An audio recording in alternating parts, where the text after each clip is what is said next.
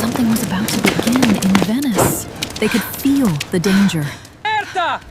And someone was already watching. Allerta! Ai fucili! But it would not stay silent for long.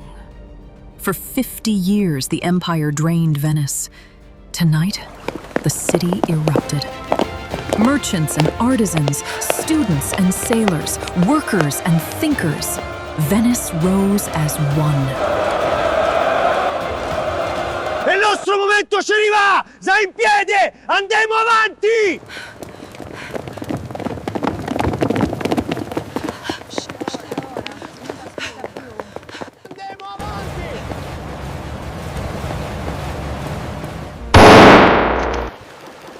Austrian guns did not break them, nor silence the city.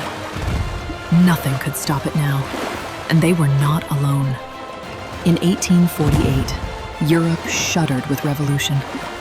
One by one, cities rose, demanding constitutions, civil liberties, and an end to absolutist rule. By spring, it had become a perfect storm. Europe would never be the same. Venice was no exception. Viva la Repubblica! Viva San Marco! Viva San Marco! Crowds gathered in every square. Viva la Repubblica! Viva San Marco! Viva la Repubblica! Viva San Marco! Viva San Marco! The people flooded the streets and freed political prisoners, including Daniele Manin. They proclaimed the rebirth of the Venetian Republic of San Marco. Viva la Repubblica! Viva San Marco! Viva l'Italia!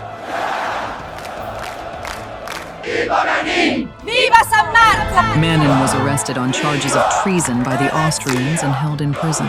He became a central figure of the Venetian uprising, and now its president. Viva la Repubblica! Libertà! Libertà! Viva San Marco! Viva la Repubblica! Libertà! Libertà! Libertà! Libertà! Abbasso gli austriaci! Ascoltate. Viva San Marco! Cittadini di Venezia Sacra, oggi non ci leviamo più come sudditi, ma come popolo libero. Nessuno potrà spegnere la voce di San Marco. Viva Venezia! Viva San Marco! Viva Venezia! In March 1848, the Austrians left Venice. By the 26th, their forces had fully withdrawn. The revolutionaries signed a treaty with King Charles Albert of Piedmont, Sardinia, hoping for a united Italian front. For the first time in 50 years, Venice controlled its own government. Over 3,000 volunteers joined the new civic guard within a week. Viva la Repubblica! Schools, newspapers, and public tribunals were re-established, all in under a month. They believed peace would last. Hope rose everywhere. Venice was alive with cheers. Libertà e ti. Il paradiso. To the Repubblica. Viva San Marco! Viva San Marco. Finalmente una stagione de pesè.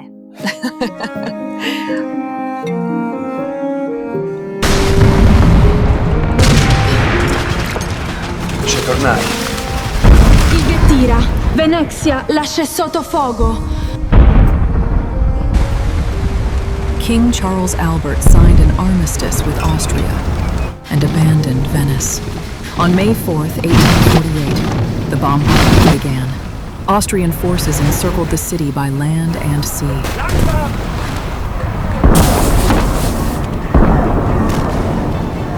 Vorwärts! Vorwärts! Schieb! Schieb! Langsam! Langsam! Austrian siege artillery pounded the Venetian defenses. Schnell laden, Männer! Wieder! Vorwärts! Wieder laden! But Venice refused to surrender. Every man took up arms. This was a civic defense, not a royal army.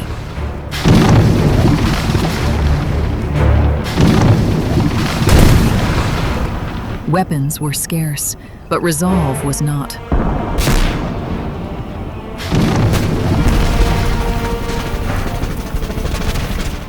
Volunteer battalions formed street by street. Citizens were drilled in basic musketry and barricade fighting. In pie! Andiamo avanti!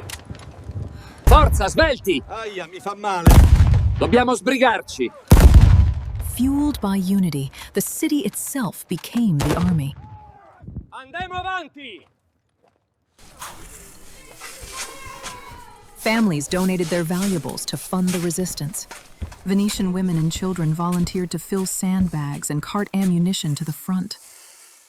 Entire families worked day and night to support the fighters. The Austrians bombed every cargo ship heading toward the city.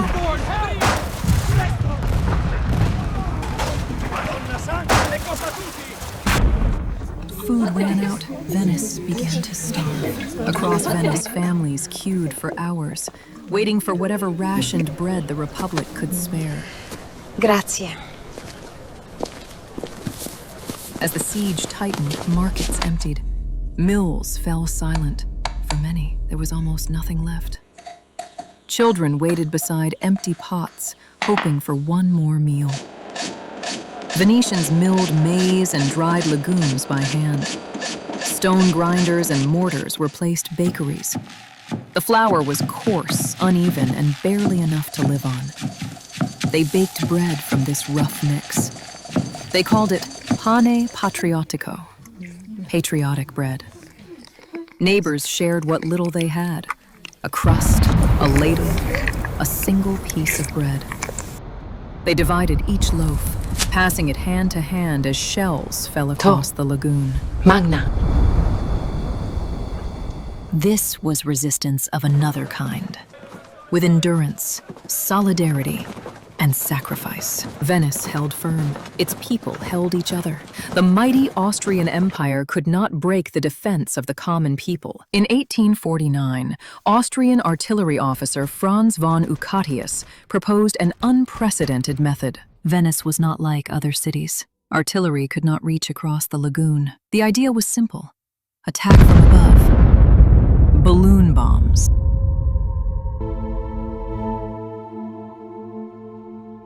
The weapons were iron shells, spherical or cylindrical, fitted with a fuse.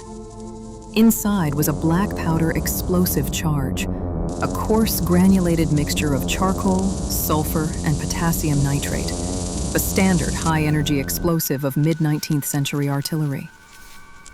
At the top of each shell was a fuse opening. Into this opening, ordnance crews inserted a slow-burning powder fuse. The bomb detonated only when the fuse burned down.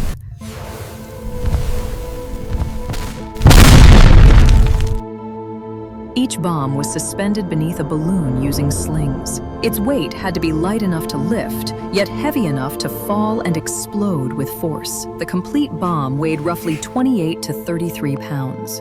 Allentate le corde! Piano! Lasciatela salire! They tested winds and flight times with pilot balloons, charted altitudes. Sta volando, proprio come avevamo previsto. Finally, the balloons were launched from the steamship Volcano.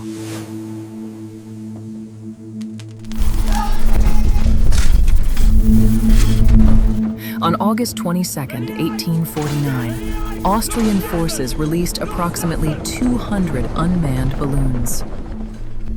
Each carried an explosive payload. Driven by wind alone, the balloons drifted toward Venice.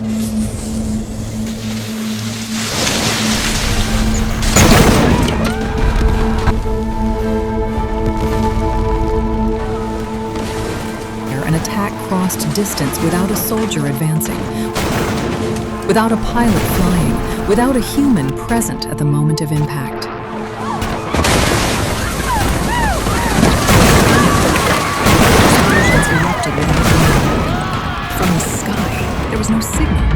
direction to answer, no clear source to strike back. This was something new. An attack with no front line. Confusion spread through the city. Among civilians and among the citizen defenders themselves.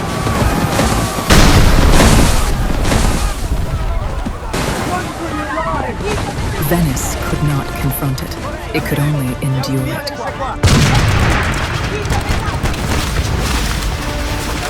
The weapon did not need to destroy the city. It only needed to disrupt it. By late August, Venice, starved and bombarded, surrendered. Aiuto! Santa Maria, aiuto! Chi ne bombarda? Corri, corri! A new direction in warfare had appeared. Death delivered from above. Blind, uncontrolled. Many drifted away. But one day, it would learn to see.